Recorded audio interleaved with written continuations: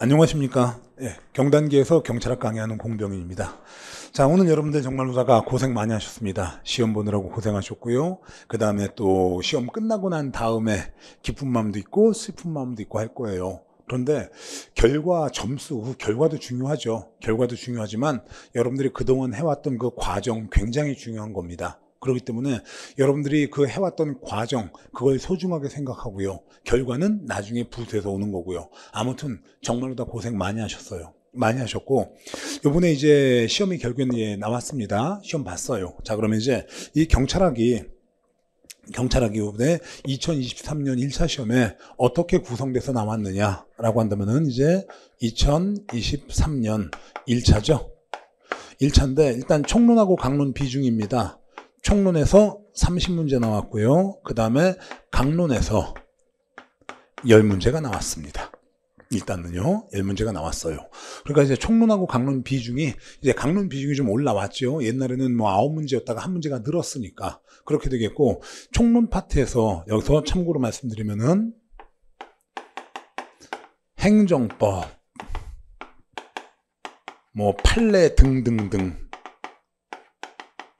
안 나왔습니다. 이건 제가 나온다고 안 했어요, 시상초부터. 그런데 여러분들이 나오는 줄 알고 연락에 공부하셨죠. 제가 하지 말라고 해도 열심히들 하시더라고요. 차라리 그 시간에 강론을 조금 더 하시지. 강론 10문제가 나오는데. 그리고 강론도 생활안전에서 5개가 나옵니다, 보통요. 이번에도 생활안전에서 꽤 많이 나왔죠. 화이트 칼라 범죄 나왔고, 지역경찰 나왔고, 그 다음에 전통적 경찰 나왔고, 그리고 이제 또 가정폭력 나왔고, 그리고 또 뭐 하나 나왔지? 아무튼 그러고 수사 파트에서 2개 나왔죠. 가정폭력하고 마약이요. 그 다음에 교통 파트 하나 나왔고요. 경비 파트도 하나 나왔고요. 그리고 보안 파트 나왔다. 오랜만에 보안 관찰해가지고. 그렇게 해서 대략 강론에서 10문제 정도가 나왔습니다. 그러니까 행정법 판례할 시간이 있었으면 차라리 강론이라도 했으면 점수가 좀 더 좋았을 거고요. 그 다음에 행정법 판례 이거 하다가 행정법 판례면 행정법 이론하고 있다가 시간 없어가지고 형사법 공부 별로 못했죠. 그럼 점수 안 나옵니다. 그러니까 밸런싱 있게 해줘야 돼요, 공부는요. 그리고 요번에도 시험은 뭐 이렇게 얘기하면은 뭐 매번 똑같아요. 저는 이제 항상 시험 보기 전까지 마음을 좀 졸이다가 시험 보고 나면 의기양양해집니다. 매번 그래 왔습니다. 이번에도 포인트 잡아든 데서 거의 다 나왔고요. 사실 문제가 쉬웠다 이렇게 얘기하고 있는데 물론 작년보다는 쉬웠죠. 왜냐면 정말 디테일하게 나온 건 별로 없으니까 작년보다는 쉬웠어요.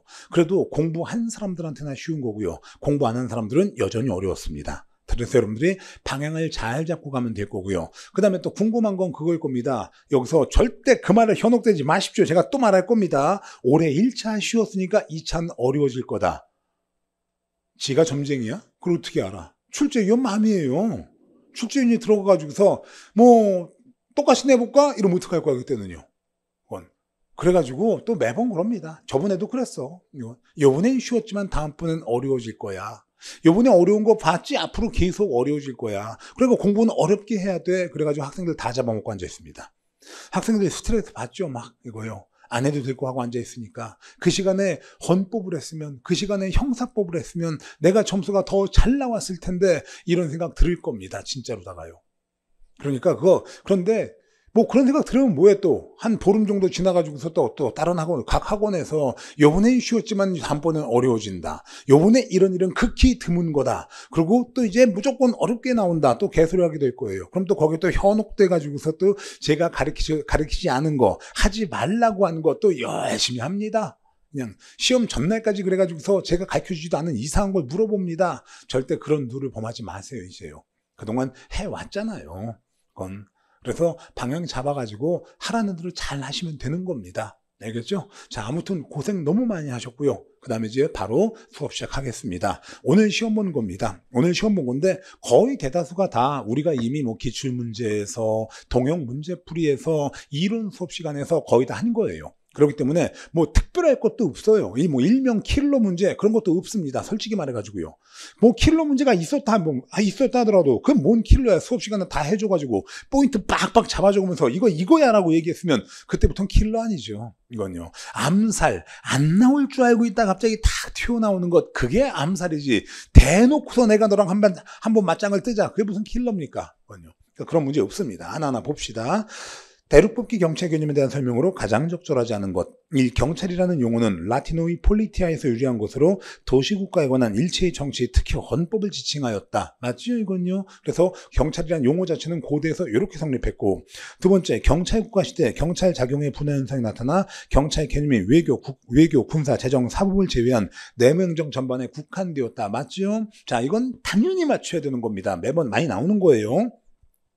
세 번째, 크로이츠베르그 판결에 의하면 경찰관청이 일반 수권 규정에 근거하여 법규 명령을 발할 수 있는 분야는 소극적 위험 방지에 한정되었다. 이것도 맞는 말이지요. 그 다음에 네 번째, 경찰은 시민으로부터 자치 권한을 부여받은 조직체로서 시민을 위한 기능과 역할에 초점을 맞춰 형성되었다. 이건 대륙법규가 아니라 영미법규입니다. 그래가지고 제가 수업 시간에 영미법규과 관련해가지고서 이건 뭐 이론 수업 시간은 안 하지만 문제 풀이 들어가면 두 문자 따서 얘기해요. 뭐라고 얘기하냐면은 영자야 생으로 확 기어 이런 말을 합니다. 이렇게 영자야 생으로 확 여기서 생으로 확 기어 이렇게 얘기합니다. 그래서 영미법규 국가는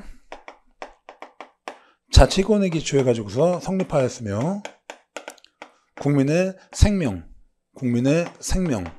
신체, 재산의 보호라는 기능을 담당하였고, 그리고 경찰 행정학자들에 의해서 연구가 되고 있었고 경찰의 기능과 역할에 따라서 구분하는 것이다. 이렇게 얘기했죠. 그렇기 때문에 이것은 대륙법규 국가가 아니라 영미법규 국가에 대한 설명이 되고 있는 겁니다. 그래서 답은 4번이고요.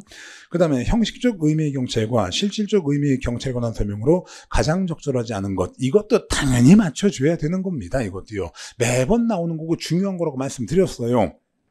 그래서 형식적 의미의 경찰은 실정법상 개념으로 보통 경찰기관에 분배가 되어 있는 임무를 달성하기 위해 행해지는 일체의 경찰 작용이다. 맞는 말이죠. 형식적 의미의 경찰은 경찰 기관을 전제로 한 개념, 경찰 조직을 전제로 한 개념이라고 그랬습니다. 두 번째, 형식적 의미의 경찰은 모두 실질적 의미의 경찰에 포함된다. 틀렸죠? 각각 별개라 그랬습니다. 이거는요. 제가 그래서 이런 것도 얘기했을 겁니다.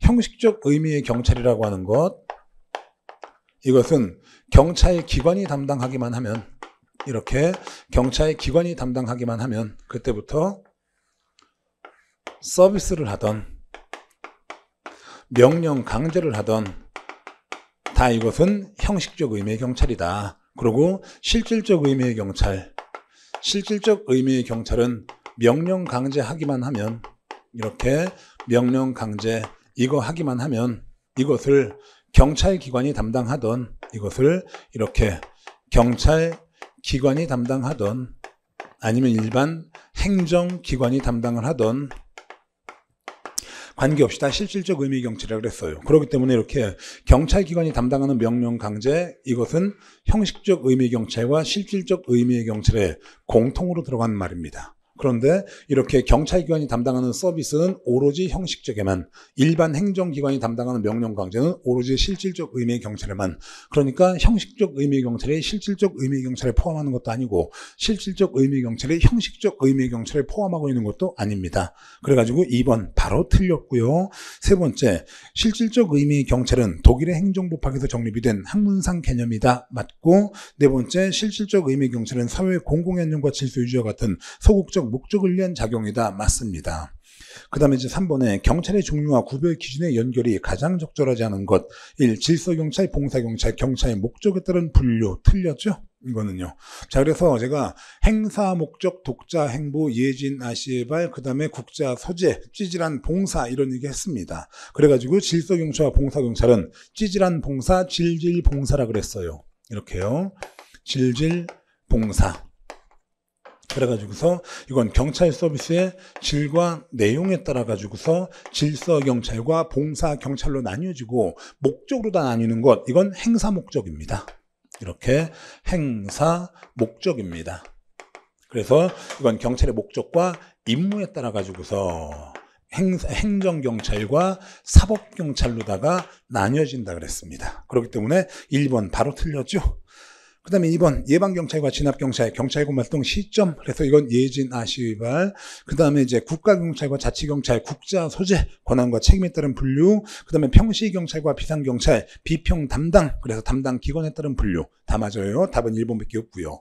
그 다음에 4번에 국가경찰과 자치경찰에 관한 설명으로 가장 적절하지 않은 것. 1. 자치경찰은 지역사회 특성을 반영한 치안활동이 가능하며 주민들의 지지를 받기 쉽다. 딱 맞고요. 두 번째, 국가경찰은 강력하고 광범위한 집행력 행사할 수 있다. 이것도 딱 맞고요. 세 번째, 자치경찰은 지방 세력의 간섭으로 인하여 정실주의에 관한 우려가 있다. 맞습니다. 이건요. 그래서 지방 세력과의 간섭을 해가지고 자치경찰이 부패할 수가 있어요. 그 다음에 네 번째, 국가경찰은 전국 단위의 통계자료 수집 및 정확성 측면에서 아주 유리하죠. 자치경찰에 비해 가지고 유리한 편입니다. 그래서 답은 4번이고 쉽게 맞힐 수 있었고, 그 다음에 5번에 공공질서에 관한 설명으로 가장 적절하지 않은 것. 1. 원만한 공동체 생활을 위한 불가결적 전제 조건으로서 공공사회에서 각 개인 행동에 대한 불문규범의 총체이다. 공공질서라고 하는 것은 그때그때 변하는 추상적 개념이고 유동적 개념이기 때문에 성문화시킬 수가 없다. 그렇기 때문에 불문규범의 총체가 되는 겁니다. 맞고, 두 번째,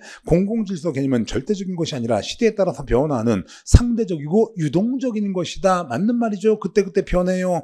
그러고서 세 번째, 공공질서 개념의 적용 가능 분야는 점차 확대되고 있는 것이 아니라 점차 축소가 되고 있는 겁니다. 이건 확대되다간 큰일 나죠. 네 번째, 통치권 집행을 위한 개입의 근거로 사용될 수 있는 공공질서 개념은 엄격한 합헌성이 요구가 되고 제한적 사용이 필요하다. 맞습니다. 답은 가볍게 3번 되시겠고요. 그 다음에 6번, 경찰의 관할에 관한 설명으로 가장 적절하지 않은 것. 1. 사물관할이란 경찰이 처리할 수 있고 또 처리해야 하는 사무 내용의 범위를 말한다. 맞는 말입니다. 사물관할이란 경찰의 임무 얘기하는 겁니다. 임무라는 것이 여기에는 경찰이 처리할 수 있고 처리해야 하는 사무 내용의 범위를 얘기하는 거고, 두 번째, 인적관할이란 광의의 경찰권이 어떤 사람에게 적용되는가의 문제이다. 맞고요. 사람이니까. 세 번째, 우리나라는 대륙법규의 영향으로 범죄 수사를 경찰의 사물관할로 인정하고 있다. 그랬는데 범죄 수사가 경찰의 사물관할로 들어와 있는 건 영미법규입니다. 이건요. 그래서 여기서 범죄 수사 요 범죄 수사 같은 경우에는 요것이 대륙법규 같은 경우에는 대륙법규인 것이 경찰의 고유한 임무가 아니에요. 경찰의 고유한 임무가 아닙니다. 이거는요. 그에 비해서 영미법규 국가, 이거는 영미법규 국가 같은 경우엔 경찰의 고유한 임무에 해당합니다. 그런데 우리나라는 대륙법규 국가임에도 불구하고 범죄 수사가 왜 경찰의 임무로 들어왔느냐? 영미법규의 영향을 받아서 그렇습니다. 그렇기 때문에 3번 틀렸고요. 4번, 헌법상 대통령은 내란 또는 외환의 죄를 범한 경우 제외하고는 재직 중 형사상 소출받지 아니한다. 맞는 말이고요. 그 다음에 7번에 경찰 부패 원인에 대한 설명으로 가장 적절하지 않은 것. 1. 윌슨은 시카고 경찰이 경찰을 부패시켰다고 주장하는데 이는 시민사회의 부패가 경찰 부패의 주 원인이라고 보는 이론 입장이다. 맞고, 요게 전체 사회 가설 아니겠습니까? 그러니까 전체 사회 가설은 누가 주장했습니까? 윌슨이지요.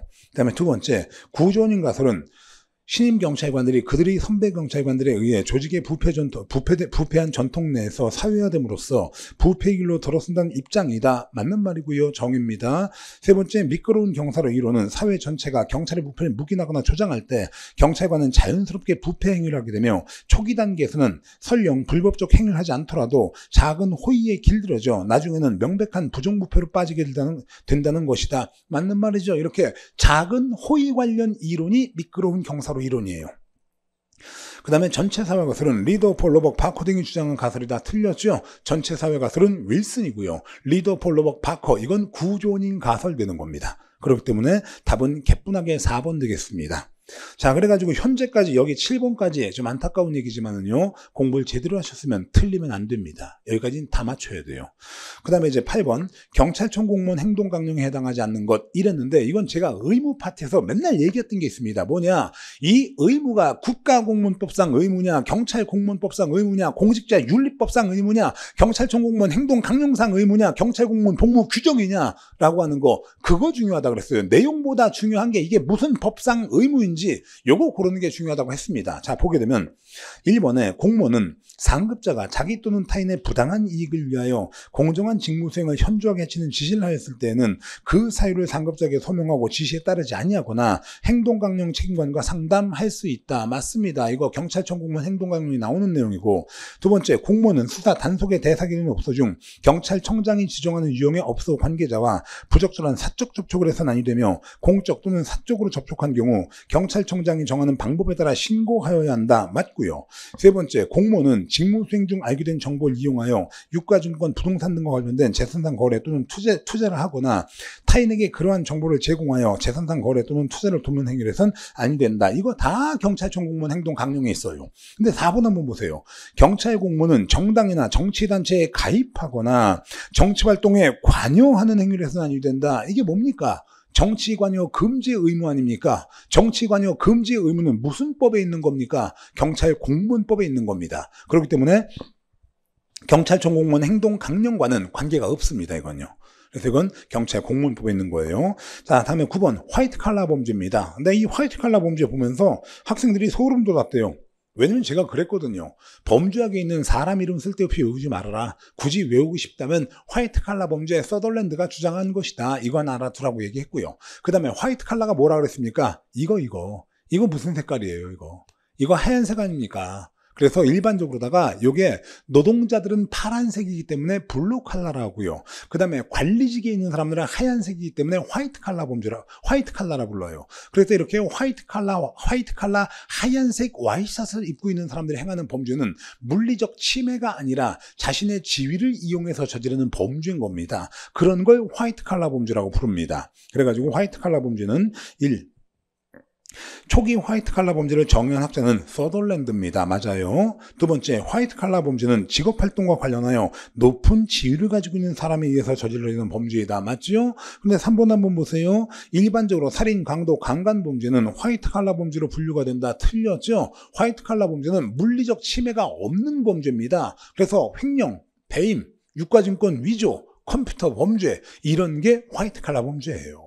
그러니까 여기 나와있는 살인, 강도, 강간은 화이트 칼라와 전혀 관계가 없고요. 그 다음에 네 번째, 화이트 칼라 범죄는 상류계층의 경제 범죄에 대한 사회적 심각성을 연구하는 과정에서 등장한 개념이다. 맞습니다. 그래가지고 답은 3번이고요. 이것도 사실은 수업 정상적으로 잘 들으셨다면 맞출 겁니다. 그 다음에 이제 10번에 환경 설계를 통한 범죄 예방에 관한 설명으로 가장 적절하지 않은 것. 1. CPTED는 근본적이고 효과적 범죄 예방을 위한 방안으로 물리적 환경 설계 또는 재설계를 통해 범죄의 기회를 차단하는 것이 핵심이다. 맞고요. 자연적 감시는 건축물이나 자연적 감시는 뭐예요? 눈으로 보는 겁니다. 가시권의 확보와 관련되는 게 자연적 감시입니다. 자연적 감시는 건축물이나 시설물의 설계 시 가시권을 확보하여 외부 침해에 대한 감시 기능을 확대함으로써 범죄행위 발견 가능성을 증가시켜 범죄의 기회를 감소시킬 수 있다는 원리이다. 맞고. 자, 이거 세 번째, 영역성 강화는 사적 공간에 대한 경계 표시로 주민들의 책임의식과 소유의식을 증대함으로써 사적 공간에 대한 관리권과 권리를 강화시키는 원리이다. 이게 영역성의 강화입니다. 그럼 네 번째, 유지관리. 유지관리는 차단기, 방범창, 잠금장치의 파손을 수리하지 않고 유지하는 원리이다. 이게 뭔 소리입니까? 파손이 되면 수리해가지고 정상적으로 다 유지해주는 거죠. 이거는요. 그러니까 4번은 내용 자체가 틀려버렸습니다. 답 4번이고요. 그 다음에 무관용 경찰활동이, 무관용이 뭐예요? 봐주지 말자 아닙니까? 관용을 베풀지 말자. 이게 무관용입니다. 그래서 무관용 경찰활동에 관한 설명으로 가장 적절하지 않은 것. 1. 사소한 무질서에 관대하게 대응했던. 틀렸죠? 무관용이 뭡니까? 봐주지 말자. 관용을 베풀지 말자. 아무리 사소해도 작사를 내주자. 아무리 사소해도 혼내주자. 바늘도둑이 수독되는 걸 막자. 그겁니다. 그런데 여기 나와 있을 때 뭐라고 하냐면 사소한 무질서에 관대하게 대응했던, 바로 틀려버렸습니다. 전통적 경찰활동의 전략을 계승하였다. 틀렸죠? 답 1번이에요. 그 다음에 무관용 경찰활동은 1990년대 뉴욕에서 본격적으로 시행되었고, 세 번째, 윌슨과 켈링의 깨어진 유리창 이론에 기초했고, 네 번째, 경미한 범죄자에 대한 무관용 개입은 낙인 효과를 유발할 수 있다는 비판도 있습니다. 다 맞아요. 답 그래서 1번입니다. 그 다음에 이제 12번에 지역사회 경찰활동에 관한 설명으로 가장 적절하지 않은 것. 1. 경찰과 시민 모두 지역 문제 해결을 위한 치안 주체로서 인정하고 협력을 강조한다. 맞아요. 두 번째, 업무평가의 중요한 척도는 사전 예방을 강조한 범죄나 무질서의 감소율이다. 이것도 맞아요. 그 다음에 프로그램으로는 전략지향적 경찰활동, 이웃지향적 경찰활동 등이 있다. 맞습니다. 전략지향적, 이웃지향적, 문제지향적 경찰활동 이런 게 있었고요. 그 다음에 네 번째, 범죄 신고에 대한 출동 소요 시간을 바탕으로 효과성을 평가한다. 자, 이것은 그 경찰 출동 시간으로 다 효과성 평가하는 건 전통적 경찰입니다. 그래가지고 답 4번이고요. 자, 그래가지고 여기도 지금 보게 되면 9번, 거기서 보면 9번, 10번, 11번, 12번 싹 다 생활안전이죠. 그리고 뒤에 가면 경범죄 처벌법 하나 더 있어요. 생활안전만 5개 나왔습니다. 제가 강론에서도 그 말을 했을 겁니다. 여러분들이 강론에서 제일 중요한 건 생활안전이다. 매번 생활안전에서 보통 5문제씩 나온다. 근데 요번에도 5문제가 또 나왔습니다. 요번에 또. 그러고 나면은요. 정말 제가 귀신같이 잘 맞췄던 것 같아. 응? 행정법 판례 안 나온다 하지 말아라. 행정법 깊이 있게 하지 말아라. 안 나온다. 기출문제 열심히 봐라. 행정법 볼 시간이 있으면 강론해라. 강론할 때도 생활안전 해라. 딱 맞췄잖아. 근데 희한하게 학생들은 이러고 난 다음에 또 수업은 딴 데 가서 들어요. 그러고 난 다음에 또 길을 헤매고서 매년 그렇게 1년, 2년 그렇게 갑니다. 심란하지요. 한 8개월이면 6개월이면 끝낼 수 있는 시험을 왜 이렇게 오랫동안 합니까? 이상한 길을 가고 있으니까 그렇잖아요. 자, 그래서 여기도 일단 답은 4번이고, 그 다음에 이제 13번. 다음은 자랑스러운 경찰의 표상에 관한 서술이다. 해당 인물을 바르게 나열하는 것. 이거 기출문제하고 똑같아요. 나석주 나온 것까지. 기출문제집에도 이게 있어. 그런데 기출문제 열심히 봤으면 이거 단방에 맞추는 거잖아요. 그래서 1번은 성산포경찰서장 나왔습니다. 누굽니까? 무조건 문용순 경감이죠. 그래서 성산포경찰서장 재직 시 계엄군의 예비검속자 총살 명령에 부당함으로 불이행한다라고 거부하고 주민들을 방면한 사람, 이게 바로 문용순 경감이에요. 두 번째, 5.18 광주 민주화운동 당시 무장 강경 진압 방침이 내려오자 분산되는 자는 너무 추격하지 말 것, 부상자가 발생하지 않도록 할 것을 지시하여 비리 원칙에 입각한 경찰권 행사 및 인권보호를 강조한 사람 안병하 치안감입니다. 이건요. 그 다음에 세 번째, 임시정부 경무부 경호원 및 의경대원으로 활동하여서 1926년 12월 식민수탈의 심장인 식산회사와 동양척식회사의 폭탄을 투척하였다. 이건 나석주 의사입니다. 이거는 옛날 기출, 옛날도 아니야. 언제야? 하여튼 기출문제집에 있어요. 이게요. 이게 언제 나왔던 거더라? 하여튼 좀 전에 나왔던 건데 나석주 의원은 다 알지 않습니까? 국사하면 아는 거잖아요. 그 다음에 리을에 구례경찰서장 나왔네. 그럼 누굽니까? 안종삼 아니겠습니까? 안종삼. 그래서 구례경찰서장 재임 당시 재판을 받지 않고 수감된 보도연맹원 480원을 방문하면서 내가 만일 반역으로 몰려 죽는다면 나의 혼이 여러분들 각자의 가슴에 들어가 지킬 것이니 새 사람이 되어 주십시오라고 당부함. 이거 안종삼 서장이잖아요. 구례경찰서장이었고 보도연맹 사건 나면 무조건 안종삼이다 라고 얘기했던 것들 기억들 나십니까? 이건요. 그래서 답은 개뿐하게 3번 되겠고요. 그 다음에 14번. 각국의 수사기관에 관한 설명으로 가장 적절하지 않은 것 이랬는데, 자, 요거는 외국경찰 파트가 살짝 언급이 됐어요. 근데 제가 외국경찰도 검경과의 관계는 봐두라 그랬습니다. 그런데 문제가 좀 허무하게 됐어요. 왜냐면 4번 지문이 택도 없이 틀린 지문이기 때문에. 자, 우리나라 국가수사본부 어디에 설치되어 있어요? 경찰청에 설치되어 있죠? 그런데 여기에 법무부 소속으로 되어 있대요. 그래 틀렸죠. 자, 일단 먼저 적절하지 않은 것 1번.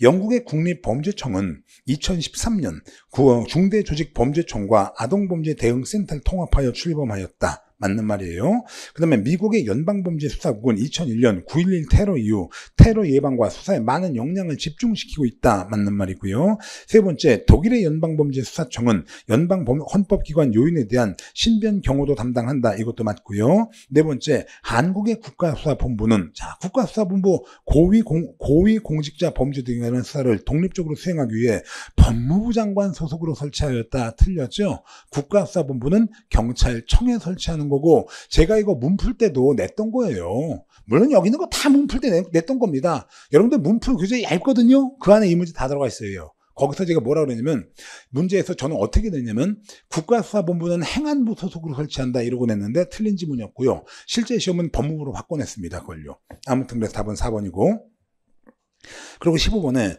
국가경찰과 자치경찰의 조직 및 운영개정 법률 제10조에 따른 국가경찰위원회의 심의 의결사항에 관한 내용으로 가장 적절하지 않은 것. 1. 국가경찰 사업에 관한 인사, 예산, 장비, 통신 등에 관한 주요 정책 및 경찰 업무 발전에 관한 사항. 이거 국가경찰위원회의 심의 의결사항입니다. 두 번째, 국가경찰 사업에 관한 인권보호와 관련되는 경찰의 운영 개선에 관한 사항, 이것도 국가경찰위원회의 심의 의결사항이고요.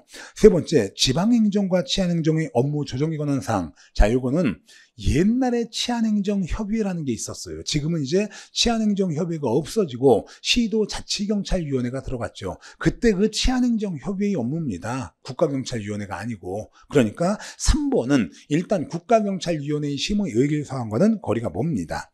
그 다음에 4번에 제주특별자치도의 자치경찰에 대한 경찰의 지원 협조 및 협약 체결 조정에 관한 주요 정책사항 맞습니다. 답은 4번이 되겠고, 제가 이것도 국가경찰위원회의 심의 조정사항과 시도자치경찰위원회의 심의 의결사항 요거 봐두시라고 얘기했고요. 이거요. 그 다음에 이제 16번에 경찰공무원법 제17조에 따른 임용권자에 관한 설명으로 가장 적절하지 않은 것. 1. 총경 이상 경찰공무원은 경찰청장, 해양경찰청장 추천을 받아 행안부 장관, 해양수산부 장관 제청으로 국무총리를 거쳐서 대통령이 임용한다. 맞죠? 두 번째, 총경의 전직 휴강 정복입니다. 이건 누가 한다고? 이거는 경찰청장이 한다 그랬죠. 그래서 총경의 전보 휴직, 직위제 강등 정직 복직은 행안부 장관 또는 해양수산부 장관이 임용하는 게 아니라 경찰청장 또는 해수부 장관이 하는 겁니다. 자, 그래서 수업 시간에 요거 했을 거예요. 경찰청장이 인사권자가 되는 거. 그래서 경찰청장은 경정 이하에 대해서 인사권을 행사하고요. 그 다음에 총경에 대해서도 할 수 있습니다. 그래서 총경의 전직,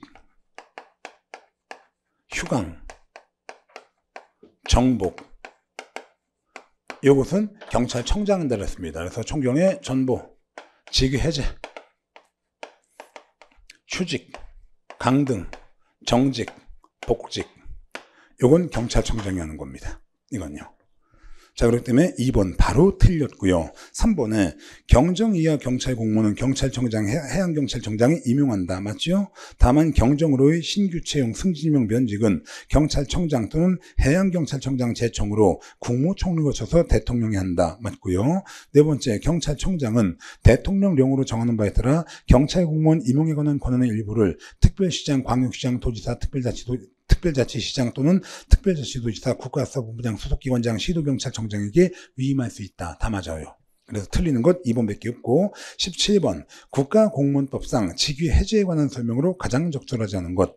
1. 임용권자는 직무수행 능력이 부족하거나 근무 성적이 극히 나쁜 자에게 직위를 부여하지 아니할 수 있다. 맞는 말입니다. 이게 직위제 사유예요. 두 번째, 형사사건으로 기소가 된 자, 약식명령 제외고요. 에게는 직위를 부여하지 아니할 수 있다. 이거 맞고요. 세 번째, 73조의 3제 1항에 따라 직위를 부여하지 아니한 경우에 그 사유가 소멸되면, 즉 직위 해제 사유가 소멸되면 임용권자는 지체 없이 직위를 부여하여야 한답니다. 이건요. 직위 해제 사유가 소멸되면 7일 이내가 아니라 지체 없이고요. 직위를 부여할 수 있는 게 아니라 하여야 하는 거예요. 그래가지고 답은 3번입니다. 그 다음에 4번의 임용권자는 1항 2호에 따라 직위해제가 된 자에게 3개월을 보면서 대기를 명한다. 맞고요. 그래서 답은 2번이고, 그 다음에 이제 18번 경찰행정법의 법원에 관한 설명으로 가장 적절하지 않은 것. 1. 경찰행정법의 법원은 일반적으로 성문법원과 불문법원으로 나뉠 수 있으며 헌법, 법률, 조례와 규칙은 성문법원에 해당한다. 맞고, 두 번째, 대통령령, 총리령, 각 부령은 특별한 규정이 없으면 공표한 날부터 20일 경과함으로써 효력을 발생한다. 맞아요. 다 한 겁니다. 그래서 법규명령의 효력 발생일은 20일 경과 후부터고, 법규명령 중에서도 국민의 자유와 권리에 영향을 미치는 건 30일이라 그랬습니다. 그 다음에 세 번째, 지방자치단체장은 법령 범위에서 그 사무에 관하여 조리를 제정할 수 있다. 야, 이거 언제 없어져, 이거?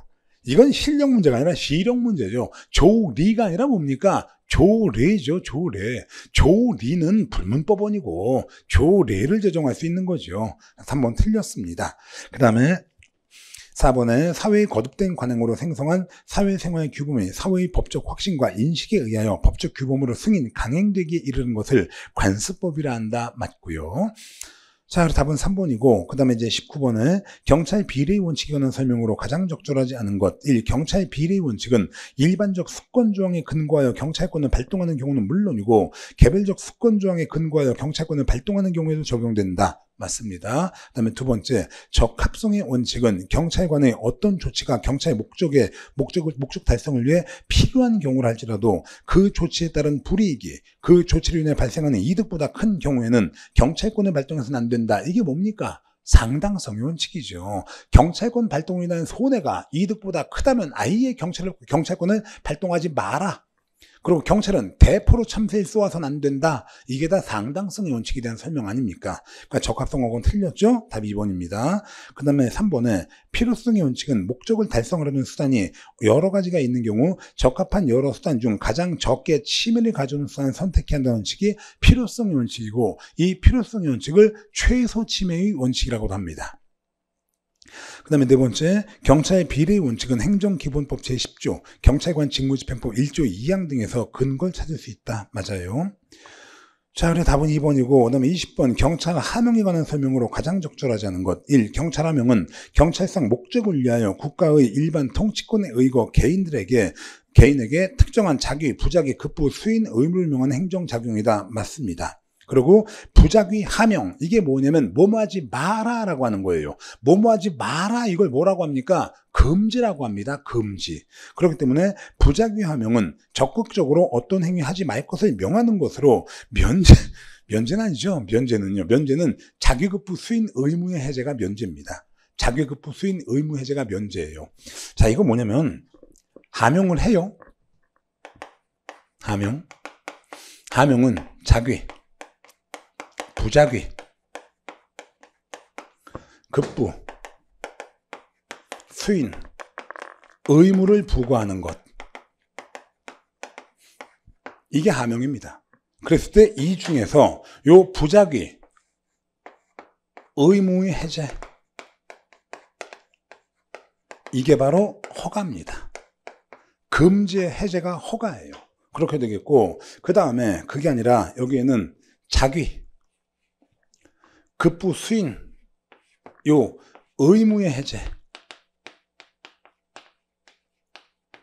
이건 면제고요. 이건요. 그래서 자기급부, 수인, 의무 해제는 면제고, 부작위, 의무 해제, 이게 허가입니다. 자, 그렇기 때문에 여기서 나온 것 같이 여기서 부작위 하명은 적극적으로 어떤 행위를 하지 말 것을 명하는 것으로 면제라 부르는 게 아니라 금지라고 부르는 겁니다. 그래서 답은 2번이고요. 3번에 경찰 하명에 위반한 행위는 강제 집행이나 처벌의 대상이 되지만 원칙적으로 사법상 법률상 효과까지 부인하는 것 아니고, 그 다음에 위법한 경찰 하명으로 인하여 권리 이익이 침해가 된 자는 행정쟁송 또는 손해배상을 청구할 수 있다. 맞습니다.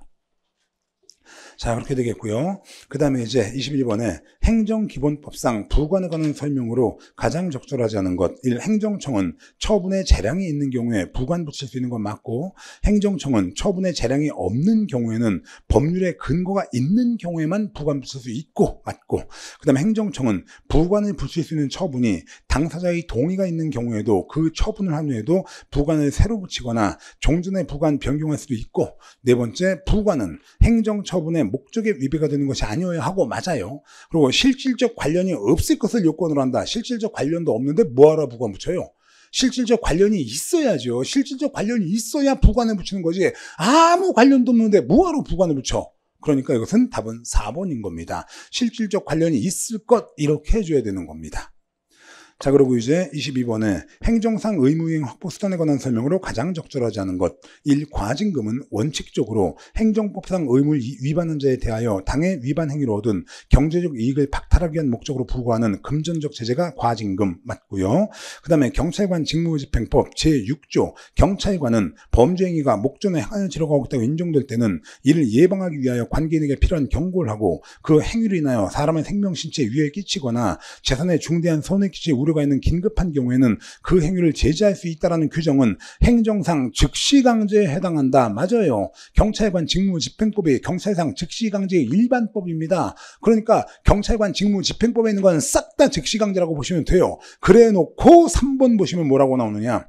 경찰관 직무집행법 제4조 1항 1호에서 규정하는 술에 취한 상태로 인하여 자기 또는 타인의 생명, 신체와 재산에 위해 끼칠 우려가 있는 피보호자에 대한 보호조치는 행정상 강제집행에 해당한다. 되게 웃기죠? 2번은 끝에 즉시 강제라고 해놓고 3번은 끝에 강제 집행이라고 하면 이걸 누가 몰라. 그렇기 때문에 이것은 강제 집행이 아니라 즉시 강제에 대한 설명입니다. 그래서 3번 틀렸어요.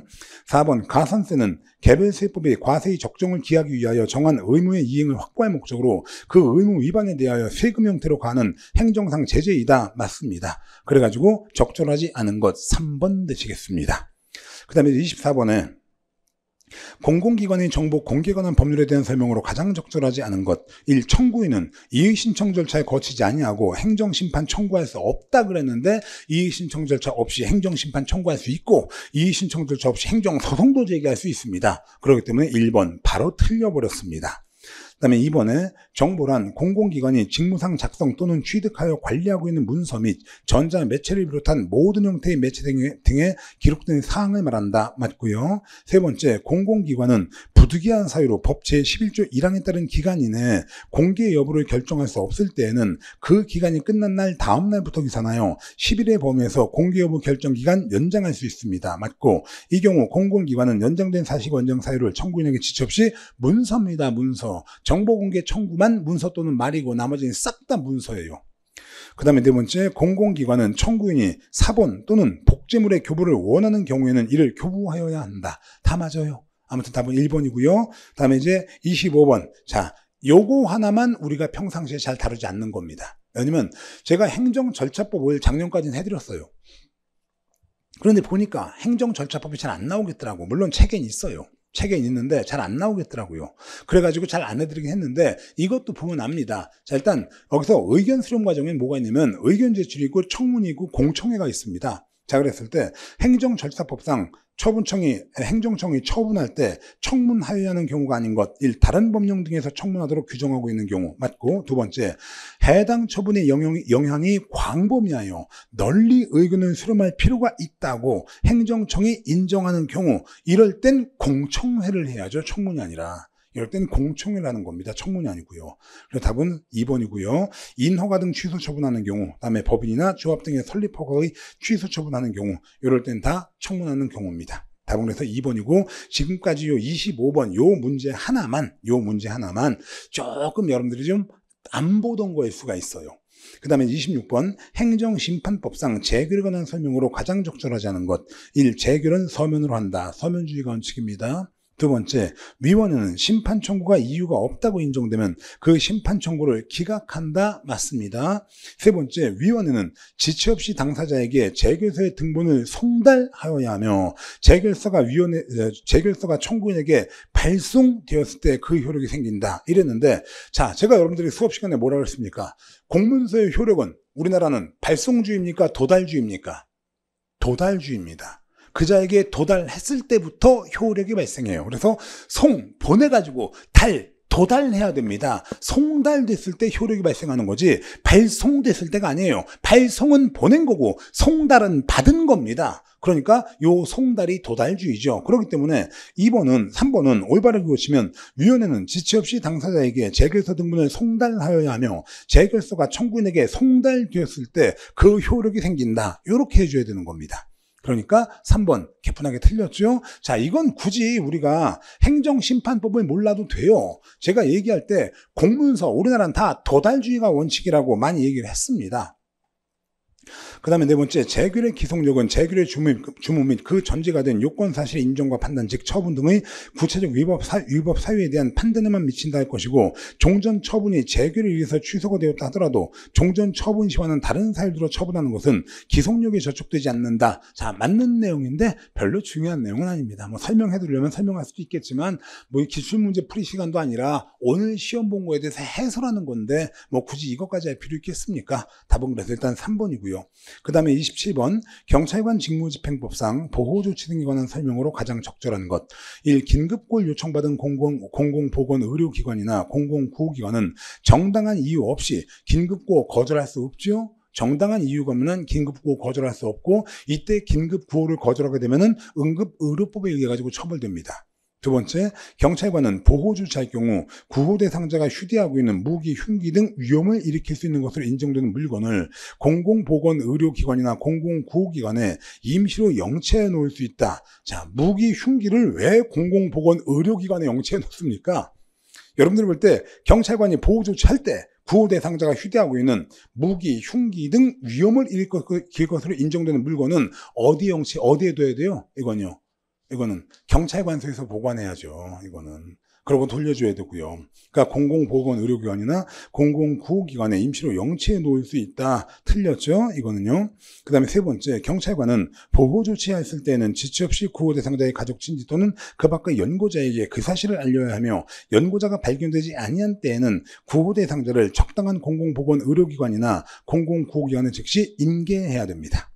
그리고 네 번째, 구호 대상자를 경찰관서에 보호하는 기간은 48시간이 아니고요. 24시간입니다. 보호조치 받아보면 알아요. 제가 받아봐서 압니다. 24시간 초과할 수 없고 물건을 공공보건의료기관이나 공공구호기관에 임시로 영치하는 기간은 왜 물건을 자꾸 왜 여기다 영치를 해? 경찰관서에서 해야지. 10일 초과할 수 없다. 일단 숫자만 맞아요. 그래가지고서 4번은 틀렸어요. 그래서 적절한 것 3번밖에 없어요. 그 다음에 28번에 경찰 물리력 행사의 기준과 방법에 관한 규칙상 경찰 물리력 수준에 대한 설명으로 가장 적절하지 않은 것. 이건 우리 문제풀이 교재에도 그대로 들어가 있던 겁니다. 그래서 협조적 통제, 수능 이상 상대방인 대상자에 대해 사용할 수 있는 물리력 수준으로서 대상자의 협조를 유도하거나 협조에 따른 물리력을 말한다. 맞고, 두 번째, 접촉 통제는 소극적 저항 이상의 상태인 대상자에 대해 사용할 수 있는 물리적 수준으로서 대상자 신체 접촉을 통해 경찰 목적 달성을 강제하지만 신체적 부상을 야기할 가능성은 극히 낮은 물리력을 말한다. 맞아요. 그 다음에 세 번째, 저위험 물리력은 적극적 저항 이상의 상태인 대상자에 대해 사용할 수 있는 물리력 수준으로서 대상자가 통증을 느낄 수 있으나 신체적 부상을 당할 공격성은 낮은 물리력을 말한다. 맞고요. 중위험 물리력은 치명적 공격입니다. 이거는요. 치명적 공격. 이건 고위험 물리력에 대해 사용하는 겁니다. 이건요. 그래서 상대방이 뭐 사시미를 들고 덤빈다. 이럴 때 사용하는 게 치명적 공격입니다. 공격 상태의 대상자로 인해 경찰관 또는 제3자의 생명, 신체에 급박하고 중대한 위해가 초래될 가능성이 있는 경우 최후의 수단으로 사용될 수 있는 물리력 수준으로서 대상자의 사망 또는 심각한 부상을 초래할 수 있는 물리력을 말한다. 그래서 답은 4번이고요. 이 문제는 뭐 기출문제뿐만 아니라 제 동영문풀 교재에도 여러분들이 시험 보기 직전에 봤던 그 교재에도 그대로 있는 문제입니다. 똑같은 문제예요. 답은 4번이고, 그 다음에 29번 경찰 조직 편성 원리에 대한 설명으로 가장 적절하지 않은 것 1. 할거주의는, 자, 할거주의 나왔습니다. 자, 할거가 뭡니까? 할거 분할입니다. 거점이에요. 거점을 분할, 나누는 겁니다. 통합의 원리와 반대가 되겠죠. 이건요, 나누는 거니까. 그렇기 때문에 할거주의는 조정과 통합의 원리를 실현시키는 필수적 요소이다. 틀렸어요. 조정과 통합의 원리를 저해합니다. 이건요. 1번 바로 틀렸고, 2번의 계층제는 조직의 경직화를 초래하여 환경변화에 대한 조직의 신축적 대응을 어렵게 한다. 맞고요. 이거는. 그 다음에 명령 통일의 원리는 부하 직원이 한 사람의 상관으로부터 명령을 받고 보고도 한 사람에게만 하여야 하는 것을 의미한다. 맞고요. 네 번째, 통솔 범위는 한 사람의 상관이 효과적으로 감독할 수 있는 최대한의 부하의 수를 의미한다. 맞죠? 자, 답은 1번 되시겠고요. 그 다음에 30번, 계급제와 직위분류제에 관한 설명으로 가장 적절하지 않은 것. 1. 직위분류제는 사람 중심 분류로서 계급제보다 인사배치의 신축성 측면에서 유리하다. 틀렸습니다. 직위분류제는 사람 중심이 아니라 직무 중심이죠. 직무 중심이에요. 그렇기 때문에 인사배치에서 비신축성, 비융통성 이런 게 나옵니다. 그래가지고 1번 틀렸고, 2번에 우리나라의 공직분류는 계급제 위주의 직위분류적 요소가 가미가 된 혼합 형태라고 할 수 있고, 직위분류제는 미국에서 실시된 후 다른 나라로 전파되었고, 네 번째, 직위분류제는 계급제에 비해 보수 결정의 합리적 기준을 제시하는 것이 장점이다. 맞죠? 직위분류제는 인사와 보수의 합리성이 있습니다. 동일 직무에 따른 동일 보수의 원칙이 있으니까 인사와 보수의 합리성이 있어요. 자, 그렇게 되겠고, 그 다음에 이제 31번. 국가재정법상 예산의 편성과 집행에 관한 설명으로 가장 적절하지 않은 것. 1. 각 중앙관서의 장은 예산안 편성 지침에 따라 그 소관에 속하는 다음 연도의 세입 세출 예산, 계속비, 명시 2월비 및 국고채무 부담행 요구서, 이게 예산 요구서입니다.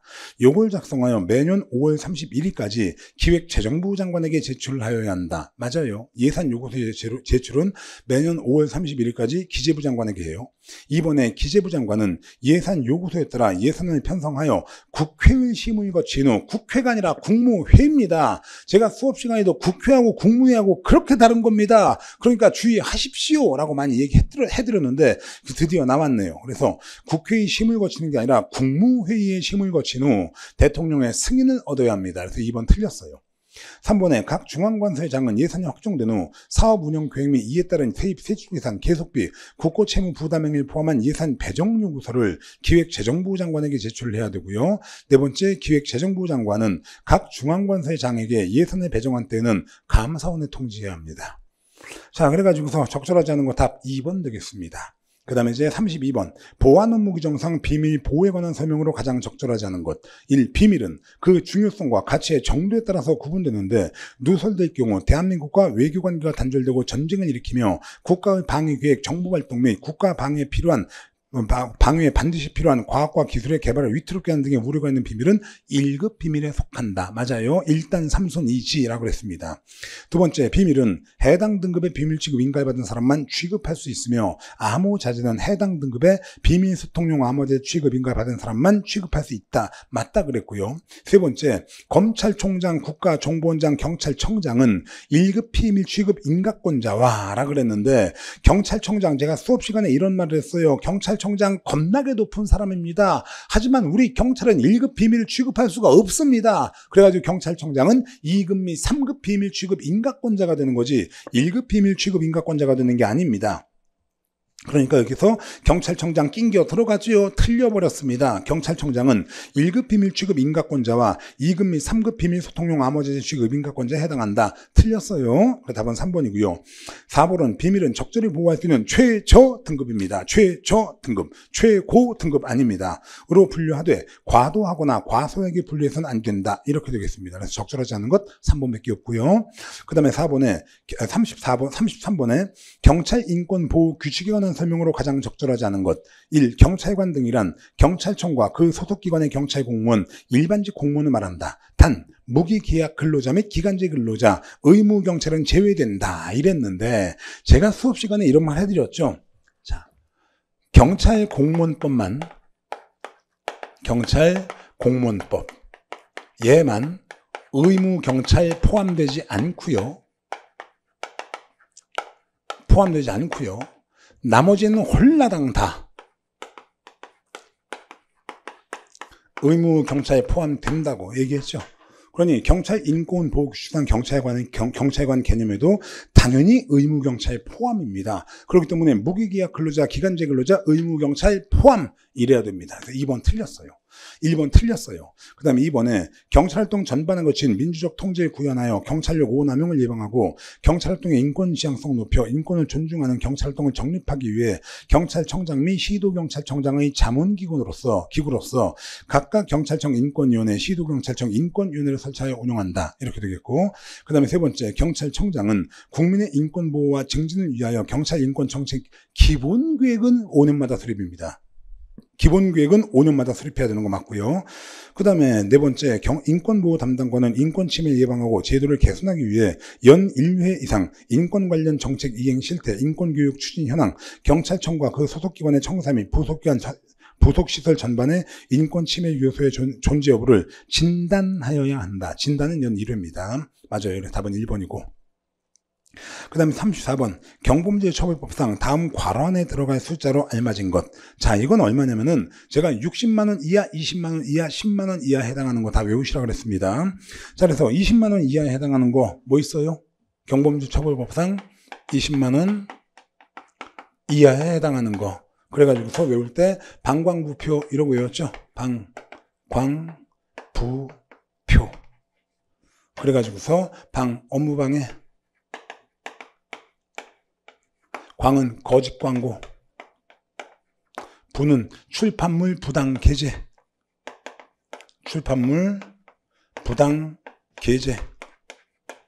그리고 안표 매매, 방광부표 해가지고서 암표 매매 해가지고 4개 있다고 얘기했습니다. 그랬는데 딱 보니까 1번 출판물 부당 게재 20만원 이하의 벌금구류 과료, 거짓 광고 이것도 20만원 이하의 벌금구류 과료, 업무 방해 이것도 20만원 이하의 벌금구류 과료, 암표 매매 이것도 20만원 이하의 벌금구류 과료. 그렇기 때문에 안에 들어가는 것 홀라당 다 20, 20, 20, 20입니다. 답이 2번이에요. 이건요. 이렇게 해서 쉽게 봤고, 그 다음에 35번. 다음 경찰 통제 유형 중 내부적 통제에 해당하는 것은 모두 몇 개인가? 출제위원이 내 책을 베꼈나? 이게 제 기출문제까지 갈 거 없고요. 동형 문풀, 문제풀이 규제에 있던 겁니다. 이것도요. 답도 똑같아. 이건요. 2개.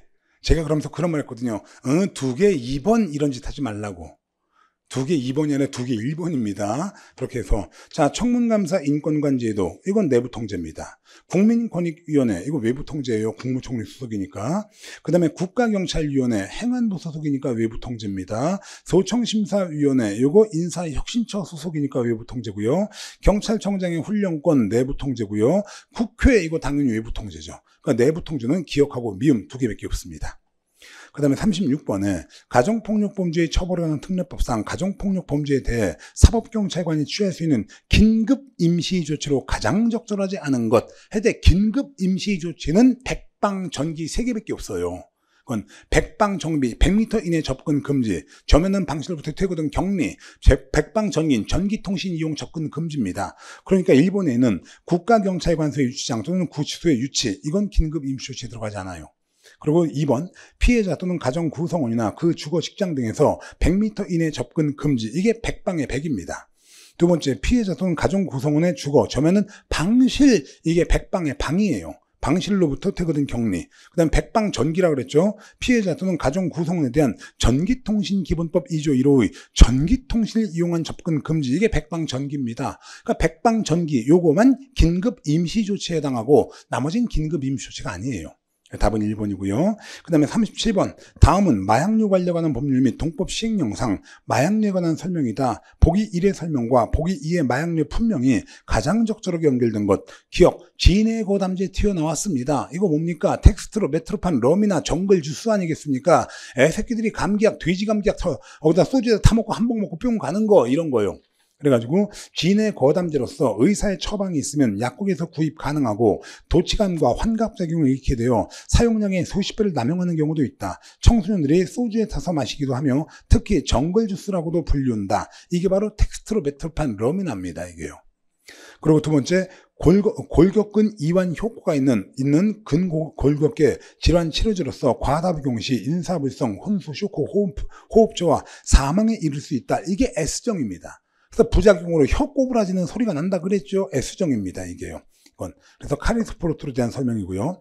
그 다음에 곡물의 곰팡이, 보리, 맥각에서 축출 합성한 무색, 무취, 무미의 매우 강력한 환각제로 내성은 있으나 금당 증상을 일으키지 않는 것으로 알려져 있다. 이게 바로 LSD입니다. 그 다음에 리을의 페놀계 화합물로 흔히 수면 마취제라 불리우는 정맥 마취제로서 수면 내시경 검사 마취 등에 사용되고 환각제 대용으로 오남용되는 사례가 있으며 정신적 의존성을 유발하기도 한다. 이게 바로 글레오너먼 프로포폴입니다. 그래가지고 답은 2번 몇 개 없고요.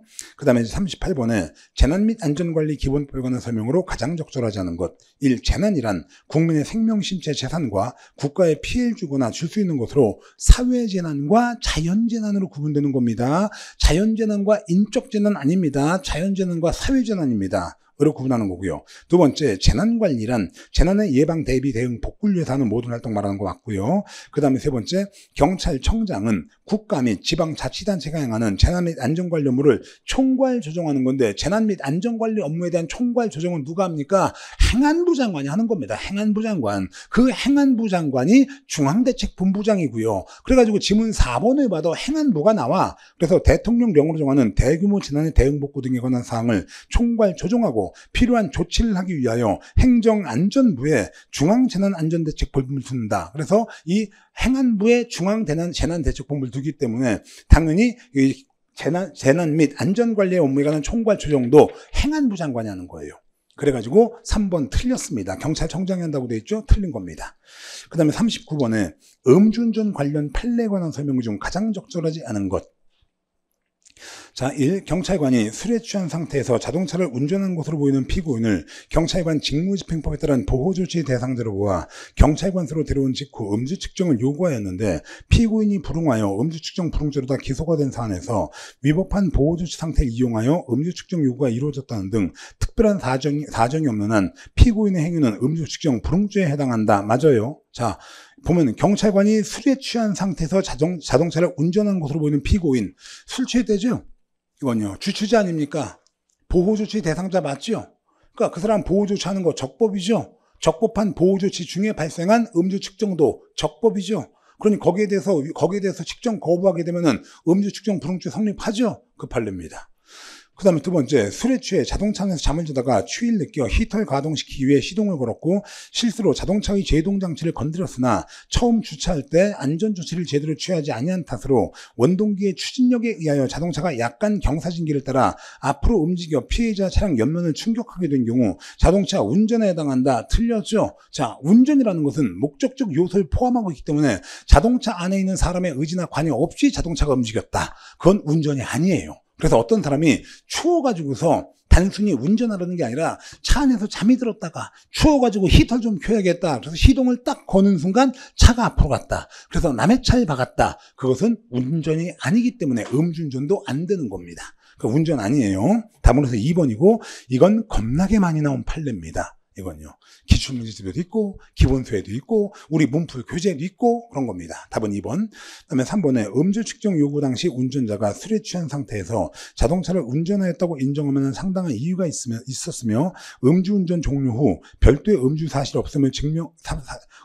없었음이 증명된 경우 경찰관이 음주 및 음주운전 종료일로부터 약 5시간 후 집에서 자고 있는 피고인을 연행하여 음주 측정을 요구한 데에 대하여 피고인이 불응했다면 도로교통법상 음주 측정 불응죄가 성립하는 겁니다. 그 다음 맞고요. 네 번째, 특별한 이유 없이 호흡 측정기에 의한 측정에 불응하는 운전자에게 경찰 공무원이 혈액 채취에 의한 측정 방법이 있음을 고지하고 그 선택 여부를 물어야 할 의무는 없습니다. 맞아요. 답은 2번이고 그 다음에 40번 보안관찰법에 관한 설명으로 가장 적절하지 않은 것. 1. 보안관찰 처분 대상자를 하면 보안관찰 해당 범죄 또는 이와 경합한 범죄로 금고입니다. 금고 3년 집행 그거 기억나죠? 네. 금고 이상형의 선고를 받고 그 형기 합계 3년 이상인 자로서 형의 전부 또는 일부라도 집행을 받은 사실이 있는 자를 말한다. 맞고 두 번째, 보안관찰 처분 청구는 검사가 한다. 맞죠? 검사가 청구하고 누가 결정합니까? 법무부 장관이 결정합니다. 세 번째, 보안관찰 처분을 받은 자는 이 법이 정하는 바에 따라 소정의 사항을 주거지 관할 경찰서장에게 신고하고 재범 방지에 필요한 범위 안에서 그 지시에 따라 보안관찰을 받아야 한다. 맞고요. 네 번째, 보안관찰 처분 기간은 몇 년이요? 2년입니다. 3년 아니에요. 2년. 그 다음에 갱신 기간도 2년입니다. 2년. 갱신의 횟수 제한 없습니다. 그렇기 때문에 답은 3번입니다. 3번 틀렸어요. 자, 이렇게 해가지고서 문제 한번 다 풀어봤습니다. 다 풀어봤는데 솔직히 문제가 가리킨 범위 내에서 다 나왔어요. 그리고 제가 포인트 연락에 잡아드린 것에서 다 나왔어요. 그래도 일단 90 이상 나온 거면 잘 본 겁니다. 학생들이 문제가 너무 쉬웠는데 90점이면 별론가요? 무슨 소리를 90 이상이면 무조건 잘 본 겁니다. 합격 점수입니다. 그건요. 85점은요. 괜찮은 점수입니다. 근데 80점 밑에가 나왔다. 그거는 조금 좀 고민 좀 해주셔야 됩니다. 이건요. 그래서 80점 밑에가 나왔으면 조금 고민 좀 해주시고 왜 그 점수가 나왔나 분석 한번 해보셔야 돼요. 자, 그런데 오늘은 분석하지 마세요. 오늘 시험 끝났는데 무슨 분석입니까? 모든 거 다 잊고 사고 치지 않는 범위 내에서 놀고 쉬세요. 오늘은요. 그동안 여러분들 너무 고생 많이 하셨어요. 알았죠? 자, 오늘 이만큼 하시고 오늘 시험 보느라 정말 고생하셨고 꼭 합격하시길 기원합니다. 예, 감사합니다.